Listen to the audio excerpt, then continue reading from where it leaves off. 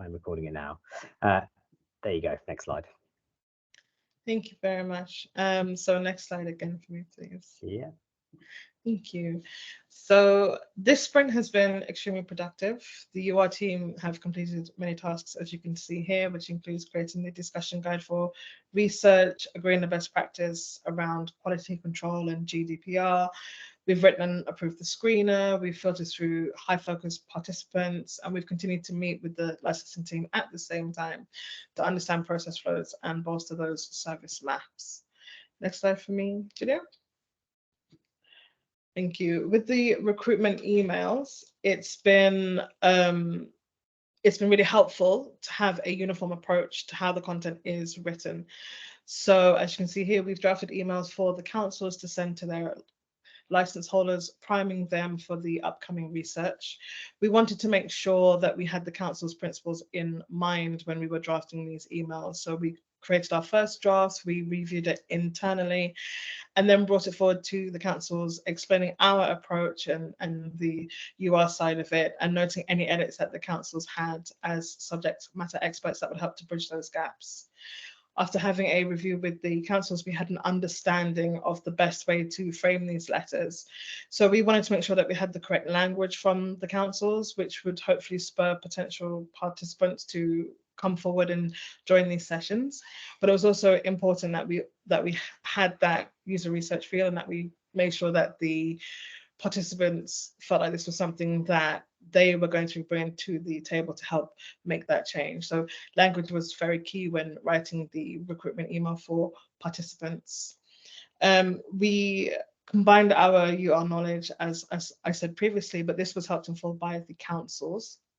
Lastly, we needed to have the recruitment emails ready to send once we began to receive those responses that we are still responding to now. These emails, combined with that content given to us by the councils, is more of like the more official stuff, and includes locations and times and other important information as well. Next slide for me, please, Studio. And I think that is Ash. Yes, hello. So as Verity said, we sent the recruitment emails out, but linked to that email, we had what we call a screener. We sometimes call this a survey as well, but it was essentially just so we could try and filter through all the responses of all the people that want to get involved in the research, and make sure that we're really selecting participants that we spoke about in the early user research workshops that we did a few weeks ago. So we had a list of criteria that we really wanted to cover. This was things like a mix of genders, ages, if there's people who have impairments or accessibility needs, things like that. So what we've really tried to do is get quite an even split, but also prioritising the people that we said were our core users and people that we prioritise when we were doing those workshops as well. So that was the purpose for the screener. We also had some questions at the end of the screener that we did as optional, but actually a lot of people did fill out, which was great. And that was asking things around how confident people feel about digital, their attitudes towards the local council, as well as how they feel about the experience of managing their license as a whole. So this kind of just ensured, again, that we could get a mix of experiences and feelings. So we've tried to recruit people who found it quite hard to use digital, as well as people who said that they find it quite easy to use digital. Just so when we're doing these interviews and we're going out and meeting these people, we just try and make sure we have a good representative sample of lots of different kind of users. Next slide, please. And we obviously have research that is starting very soon. So we start the research on Thursday, and we should finish that by next Wednesday. So what we've done is something called a discussion guide. So the idea of the discussion guide is it's kind of like a script.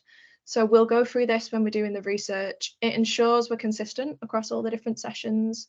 This is mainly formed from, again, the workshops that we did a few weeks ago with all the councils. So we were saying, what do we want to find out? What questions do we have?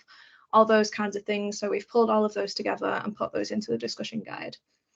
So the structure we've got for the discussion guide is that most of the session will be around what we call a user interview. So that will be mainly questions for the license holders.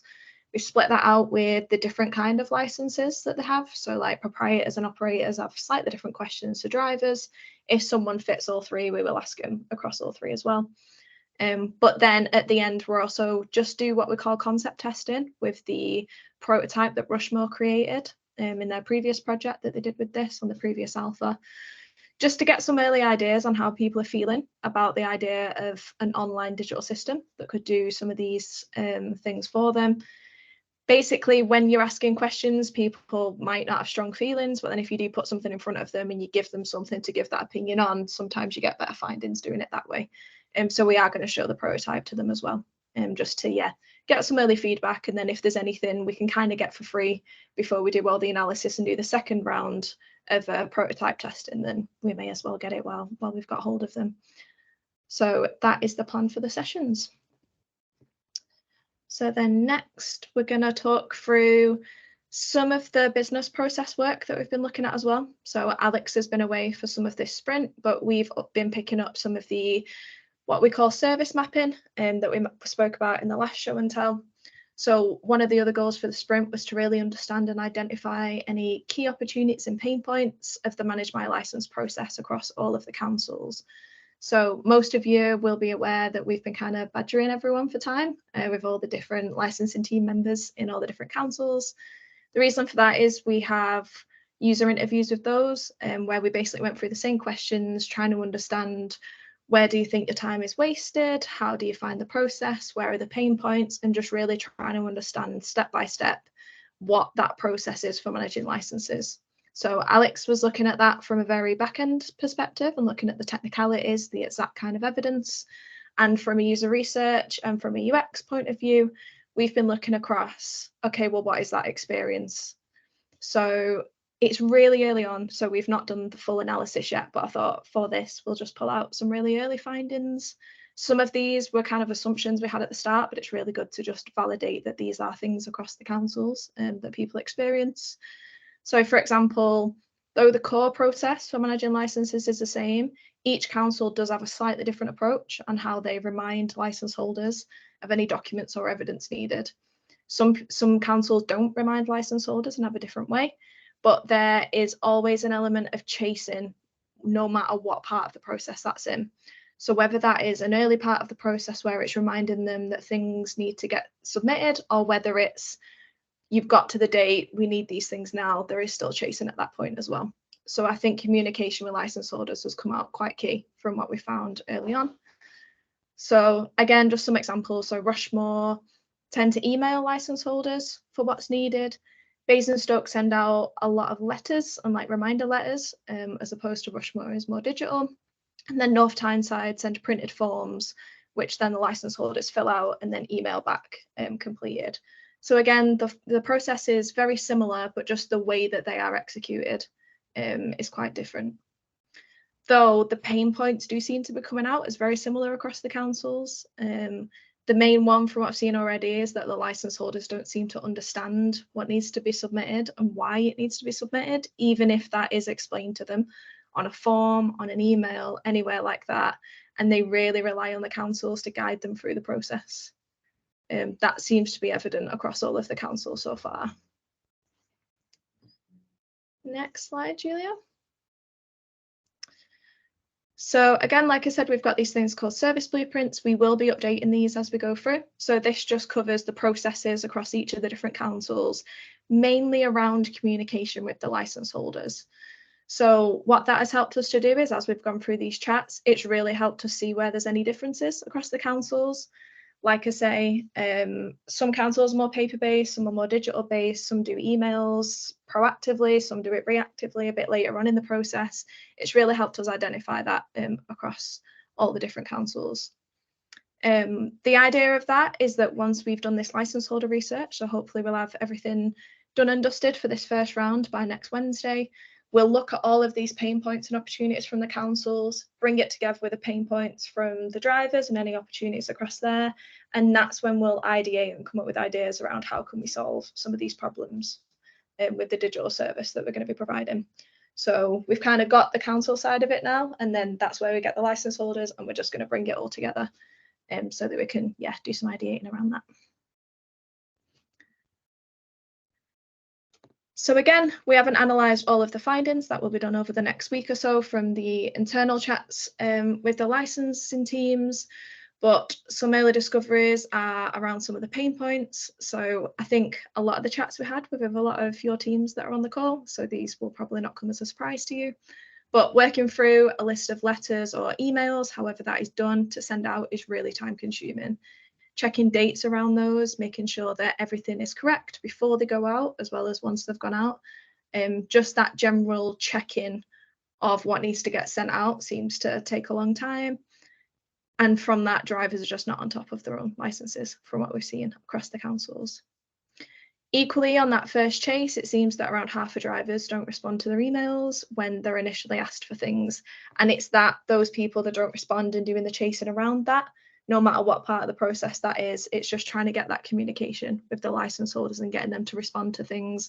And then there seems to be a lot of to-in and fro-in. And just having clarity around exactly what it is they need to send in, even if that is spelled out to them, like I said earlier. So some early opportunities are, just back one. Oh, thank you. So some early opportunities, so we frame these as how might we's, just so when we're going into ideating and come up with ideas, it's how might we, for example, reduce the amount of checks that the licensing team has to go through. Is there a way we can reduce that, get rid of that? Like, what metrics do we think we can try and change with the new digital service? How can we discover more effective methods of communication with license holders? Again, some are emails, some are letters, some are letters that go out that need emailing back. There are variations across the councils, but it seems we need more effective methods just across the board to try and get them to respond to us more effectively. And also, how might we introduce automation into the reminder process? So dates and notes don't have to be manually entered and updated, because whether through uniform, whether through putting calendar reminders in manually, so to remind when things expire, to remind the license holders, there's a lot of that across the councils and a lot of that is manually done. So is there a way we can try and automate that somehow so that things don't need to be manually added in all the time and manually recorded? So then just looking forward to next sprint. So a lot of you will know this already, but we are conducting the license holder interviews. So we've got Basingstoke on Thursday this week, we've got Rushmore on Friday, and then we are doing North Tyneside next Tuesday. So then we're going to do some analysis Wednesday and Thursday, next week. And then from all those interviews, from that synthesis, from that analysis, we will obviously bring out reports that we'll send around. We'll also do some headline findings just so we can get some really early insight on how it seems like it's going. Does it line up with what we thought? Does it pair up with what the licensing teams are saying? Things like that. So we'll be doing a lot of that at the back end of next week. And as I said before, we'll then take those headline findings, the pain points and opportunities we found from the councils, and then look at doing some ideation and coming up with some solutions around how can we change this prototype and create a prototype that works across these, that we can then test in the next round of research to check how license holders feel about it. So we will be starting recruitment pretty soon. So we'll be doing that next sprint. We've already got a lot of contacts. So for some of the people that we invited to the offices this week and next week, a lot of them said, oh, I can't do those days, but I am keen to get involved. So we're probably going to use people like that to do the remote sessions with. So hopefully a lot of the recruitment should be done by what we've been doing the last couple of weeks around contacting the license holders. Fingers crossed. It seems like we have a lot of keen people who want to get involved. So yeah, we'll be doing recruitment for that. And we will be doing the next round of recruitment remote as well. And we'll be doing those on like Teams or Google Meet or some sort of remote software so that we can do interviews with them with the prototype. So we'll be planning all that as well next sprint. Thanks, Sash. So in terms of the delivery plan, we seem to be on track. Obviously, we're keeping an eye on things like availability of people, availability of, just to make sure that we get the help we need to move forward. But there isn't a lot to report here other than that we are where we expect to be, which is good. And obviously, we're going to keep a close eye on that as the weeks progress. Not a lot more to say about that. And that's it from us. So if you have any questions, any thoughts, anything you want to share, please fire away.